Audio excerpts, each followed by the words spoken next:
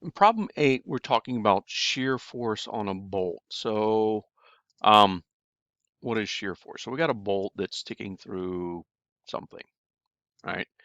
And there's um, something putting a force on it that is perpendicular to the length of the bolt. Now we got the shear modulus of the bolt, 32 times 10 to the ninth newtons per meter squared. We've got the force that it's applied, so we know that. Um, we know the length of the bolt that's of concern, 22.8 millimeters, and we've got a diameter of 9.4 millimeters. So what does deformation do to the shear in microns? So let's talk about shear.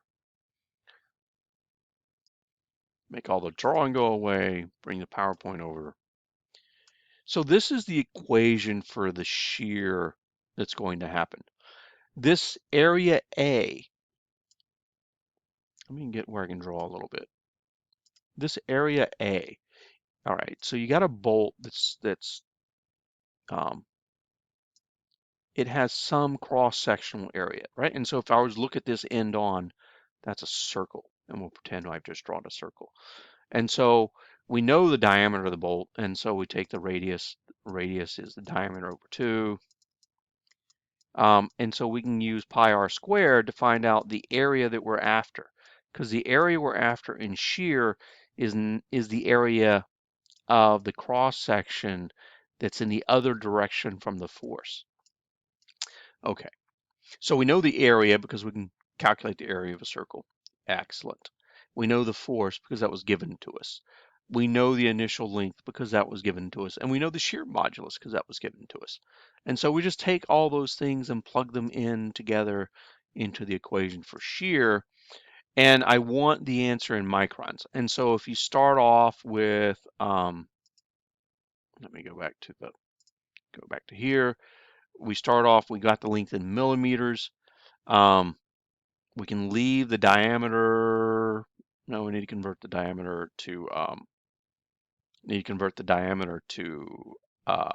meters. So you're gonna have to divide that by 1,000 before you use it. We can leave this length in millimeters for the moment.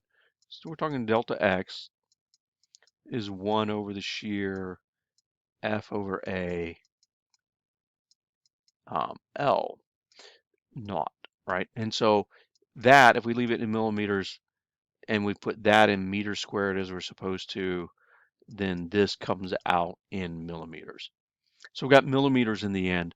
And to get from millimeters to microns, we just take delta x and divide by 1,000.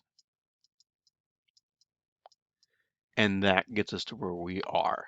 Now, this is good news, right? I mean, microns, because you don't want bolts, you don't want bolts bending um, all the time, all right?